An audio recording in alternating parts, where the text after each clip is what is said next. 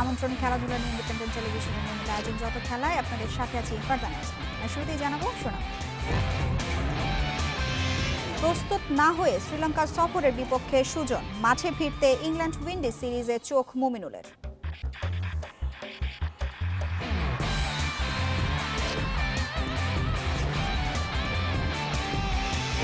আগস্টে জাতীয় দলের ক্যাম্প শুরুর পরিকল্পনা বাফুফের, সবার আগে হবে ফুটবলারদের করোনা টেস্ট।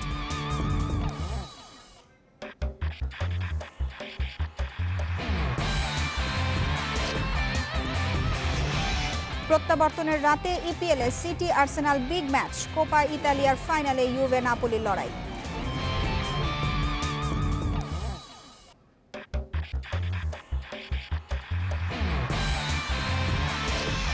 ক্লোজড ডোরে ইউএস ওপেন শুরু 31 আগস্ট, এবার বাতিল কোয়ালিফাইং রাউন্ড, নেই মিক্সড ডাবলস।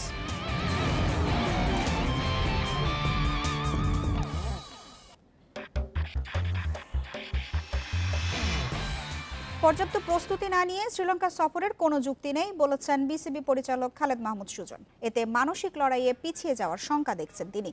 এদিকে তাড়াহুড়ো না করে ইংল্যান্ড উইন্ডিজ সিরিজ দেখে সিদ্ধান্ত নিতে পরামর্শ দিচ্ছেন টেস্ট অধিনায়ক মুমিনুল হক। নিজেদের মাঠে টেস্টে শ্রীলঙ্কাকে হারানো কঠিন। বাংলাদেশ লঙ্কানডেরায় নিজেদের শততম টেস্ট জিতে গড়েছিল ইতিহাস। ওই স্মৃতি সাহস যোগায়। টেস্ট চ্যাম্পিয়নশিপে ওদের বিপক্ষে 3 ম্যাচে ভালো কিছুর আশা টাইগারদের, কিন্তু করোনা মহামারীতে জুলাইয়ে লঙ্কা সফর অনিশ্চিত। এমনিতে লাল বলে ক্রিকেট খুব কম খেলে বাংলাদেশ। টেস্ট চ্যাম্পিয়নশিপে 3 ম্যাচে হেরেছে বাজেভাবে। লঙ্কা সফর ঘুরে দাঁড়ানোর মঞ্চ। এই সিরিজ তাই বাড়তি গুরুত্ব পাচ্ছে বিসিবির কাছেও। এ কারণে পুরো প্রস্তুত করেই দল পাঠাতে চান কর্তারা। কিন্তু বর্তমান পরিস্থিতিতে যথেষ্ট প্রস্তুতির সুযোগ আছে কি?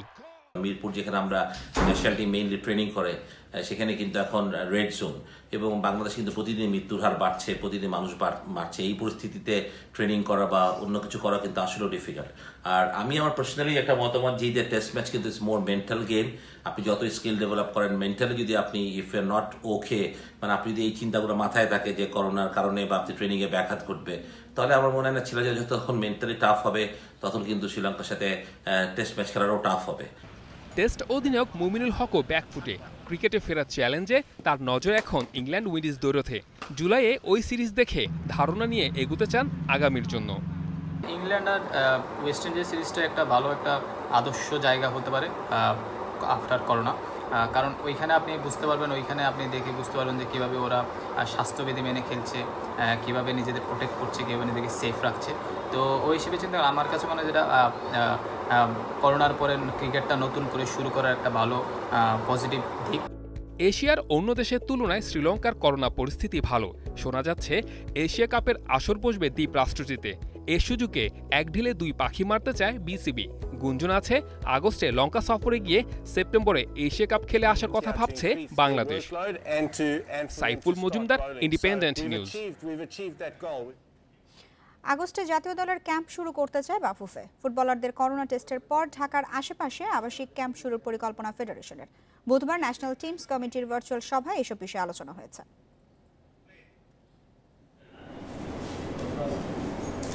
হেড কোচ জেমিডের সাথে 2 বছরে চুক্তি সম্পন্ন। বিশ্বকাপ ও এশিয়ান কাপ বাছাইয়ের বাকি 4 ম্যাচের সূচিও জানা গেছে। হাতে মাস 3 সময় জাতীয় দলের প্রস্তুতির বিষয়ে তোড়জোড় বাফুফের।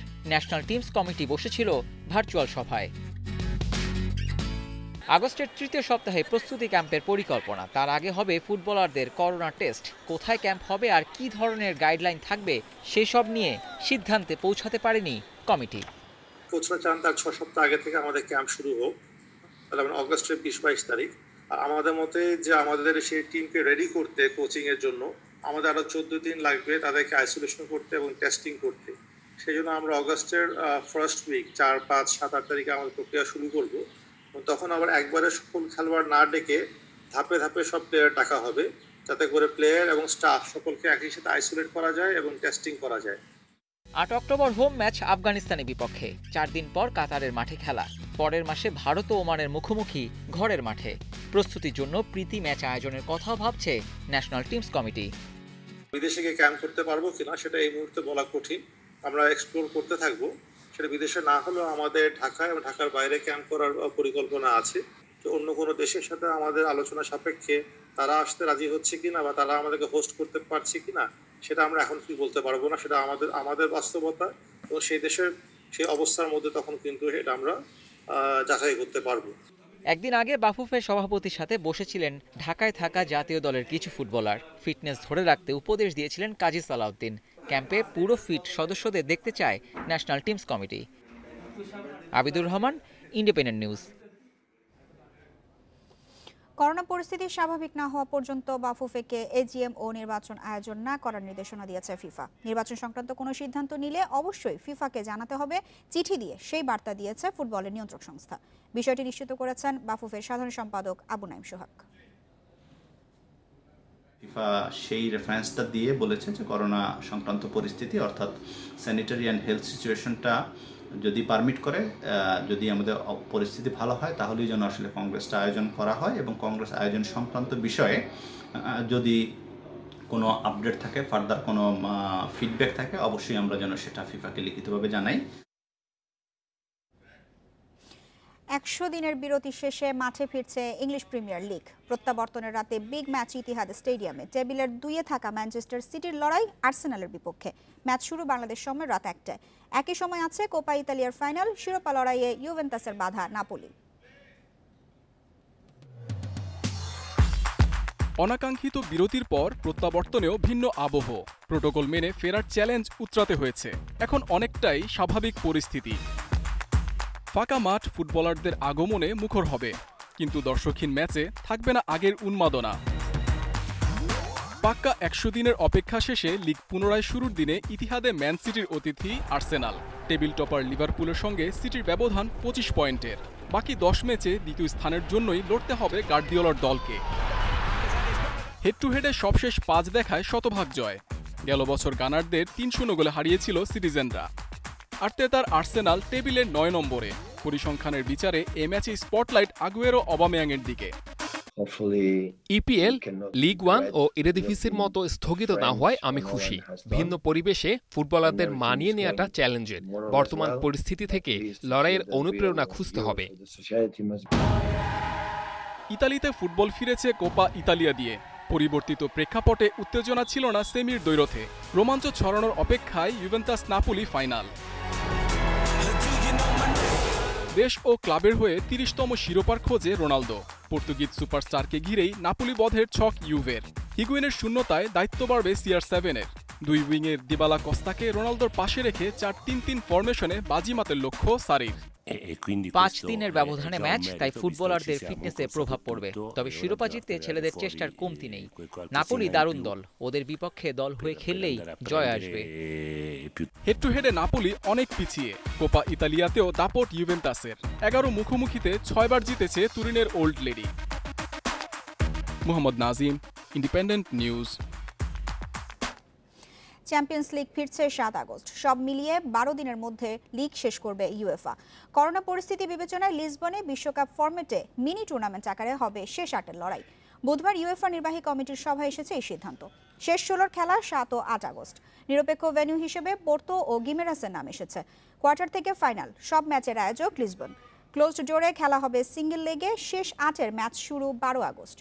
23 আগস্ট টুর্নামেন্টের মেগা ফাইনাল। একই ফরম্যাটে জার্মানিতে হবে ইউরোপা লিগের শেষ 8-এর লড়াই। কোলোনে ফাইনাল ম্যাচ 21 আগস্ট। অংশ নিতে পর্তুগাল কিংবা জার্মানি গিয়ে থাকতে হবে না কোয়ারেন্টিনে। নির্দিষ্ট হোটেলে প্রোটোকল মেনে থাকবে ক্লাবগুলো। সভায় সিদ্ধান্ত হয়েছে 2021 সালে ইস্তানবুলে, 22-এ সেন্ট পিটার্সবার্গ এবং পরের বছর চ্যাম্পিয়ন্স লিগ ফাইনাল হবে মিউনিখে।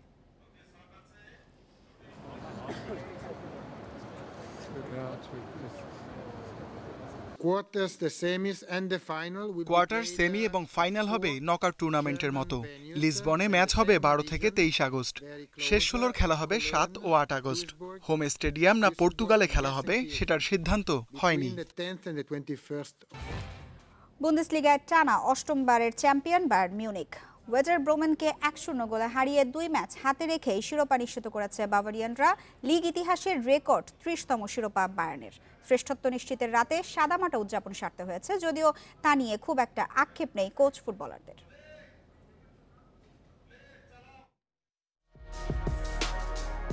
রেকর্ড 30 আর টানা 8 শিরোপার উচ্ছ্বাস ছুঁয়ে যায়নি থমাস মুলার লেভানডস্কিদের মাঝে। ডাগআউটে কোচ, খেলোয়াড় আর গ্যালারিতে থাকা গুটি কয়েক ক্লাব কর্তাদের উদ্দেশ্যে এই ধন্যবাদ জানানোতেও ছিল না বাড়তি কোনো কিছু। শিরোপা উচ্ছ্বাসের মতো ম্যাচটাও ছিল সাদামাটা। জিতলেই চ্যাম্পিয়ন এমন ম্যাচের ভাগ্য গড়ে দিয়েছেন রবার্ট লেভানডস্কি। লকডাউনের পর বাকি থাকা 9 ম্যাচে 21 পয়েন্ট দরকার ছিল বায়ার্নের। বাভারিয়ানরা সেই সমীকরণ মিলিয়েছে 7 ম্যাচে। অথচ মাস 6 আগেও গল্পটা ছিল অন্যরকম। নভেম্বরে চ্যাম্পিয়নরা ছিল টেবিলের 4র্থ স্থানে। নিকো কোভাচের বরখাস্তের পর দায়িত্ব নিয়েই দলকে বদলে দেন হ্যান্স ফ্লিক। তার অধীনে মাত্র একবার হেরেছে বাভারিয়ানরা। এই দল নিয়ে আমি গর্বিত। পুরো মৌসুমে ওরা দুর্দান্ত খেলেছে। ওদের মনোবলের প্রশংসা না করে উপায় নেই। লেপজিগের সাথে ড্র না করলে ব্যাপারটা আরো দারুণ হতো। তবে শিরোপা জিততে পেরে আমি উচ্ছ্বসিত। এখন পর্যন্ত লিগে সর্বোচ্চ 31 গোল লেভানডস্কির। সব মিলিয়ে মৌসুমে তার 46 গোল, মেসি রোনালদোর চেয়ে এগিয়ে। ফর্মে তুঙ্গে থাকে স্ট্রাইকারের বন্দনা সতীর্থদের।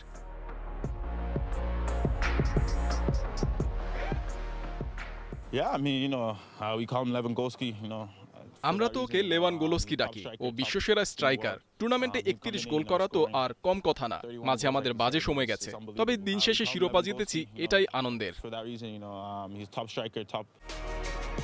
30তম শিরোপা জয়ের মধ্য দিয়ে নতুন এক রেকর্ডও গড়েছে বায়ার্ন। জার্মানি তো বটেই, ইউরোপের শীর্ষ 5 লিগে টানা শিরোপা জয়ের সর্বোচ্চ রেকর্ডে ইউভেন্টাসের সঙ্গে ভাগ বসিয়েছে হ্যান্স ফ্লিকের শিষ্যরা। Abidur Rahman, independent news. এদিকে লা লিগায় শীর্ষস্থান পোক্ত করেছে বার্সেলোনা। করোনা পরবর্তী লিগে নিজেদের দ্বিতীয় ম্যাচেও সহজ জয় পেয়েছে কাতালানরা। ন্যু ক্যাম্পে লেগানেসকে হারিয়েছে 2-0 গোলে। ঘরের মাঠে শুরুতে বার্সার ভয়ের কারণ হয়ে ওঠে লেগানেসের আক্রমণ ভাগ। ম্যাচের 15 মিনিটের মধ্যেই দুবার বার্সা রক্ষণে হানা দেয় অতিথিরা। ল্যাংলেট ও টার স্টেইগেনের নৈপুণ্যে রক্ষা পায় বার্সা। সাফল্যের দেখা মেলে 42 মিনিটে। আনসু ফাতির দুর্দান্ত ফিনিশিংয়ে এগিয়ে যায় ব্লুগ্রানা। এরপর 64 মিনিটে গ্রিজম্যান জাল খুঁজে নিলেও ভিএআরে গোল বাতিল হয়। 4 মিনিট বাদে পেনাল্টি থেকে ব্যবধান দ্বিগুণ করেন মেসি। এই জয়ে প্রতিদ্বন্দ্বী রিয়াল মাদ্রিদের চেয়ে 5 পয়েন্ট এগিয়ে গেল বার্সা। 29 ম্যাচে 64 পয়েন্ট নিয়ে শীর্ষে মেসিরা। এক ম্যাচ কম খেলার রিয়ালের সংগ্রহ 59 পয়েন্ট। নিলামে ব্যাট বিক্রির অর্থে বগুড়ায় করোনা পরীক্ষার নমুনা সংগ্রহের জন্য বুথ তৈরি করলেন মুশফিকুর রহিম। বুধবার বিকেলে সদর উপজেলা স্বাস্থ্য ও পরিবার পরিকল্পনা কর্মকর্তার কার্যালয়ে নমুনা সংগ্রহের 2টি সেফটি বুথ এবং চিকিৎসকদের জন্য একটি সেফটি চেম্বার স্থাপন করা হয়। জেলা ক্রীড়া সংস্থার সাধারণ সম্পাদক মাসুদুর রহমান মিলন বুথগুলোর উদ্বোধন করেন। এ সময় যুব বিশ্বকাপ জয়ী দলের ক্রিকেটার তানজিম তামিম ও তৌহিদ হৃদয় উপস্থিত ছিলেন। বুধবার বিকেল থেকেই এসব বুথের নমুনা সংগ্রহ শুরু করা হয়েছে বলেও জানান চিকিৎসকেরা। এর আগে বগুড়ার স্থানীয়দের জন্য খাদ্য সহায়তা ও চিকিৎসকদের জন্য 200 পিপিই দিয়েছিলেন মুশফিক।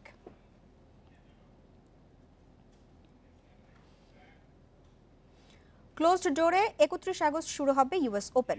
এবার থাকছে না কোনো কোয়ালিফাইং রাউন্ড। করোনা সতর্কতায় বাদ দেওয়া হচ্ছে মিক্সড ডাবলস। আর 64 থেকে নেমে 32 জন নিয়ে হবে ডাবলসের ড্র। এই পরিকল্পনায় অনুমোদন দিয়েছেন new York governor.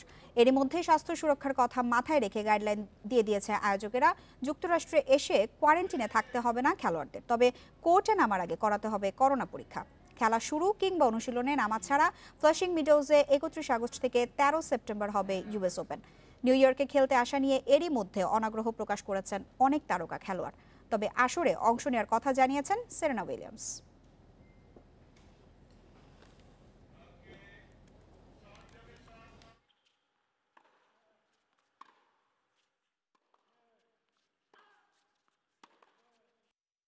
We're excited about the US Open. কুইন্সে ইউএস ওপেন আয়োজন করতে আমরা উৎসাহী। 31 আগস্ট থেকে 13 সেপ্টেম্বর পর্যন্ত টুর্নামেন্ট চলবে ক্লোজ ডোরে। দর্শকরা ঘরে বসে টিভিতে প্রিয় তারকাদের দেখার সুযোগ পাবেন। এই ছিল যত খেলার আজকের আয়োজনে। ইন্ডিপেন্ডেন্ট টেলিভিশনের সব খবর আরো বিস্তারিত জানতে চোখ রাখুন ইউটিউব, ফেসবুক এবং টুইটারে। আমন্ত্রণ পরের আয়োজন।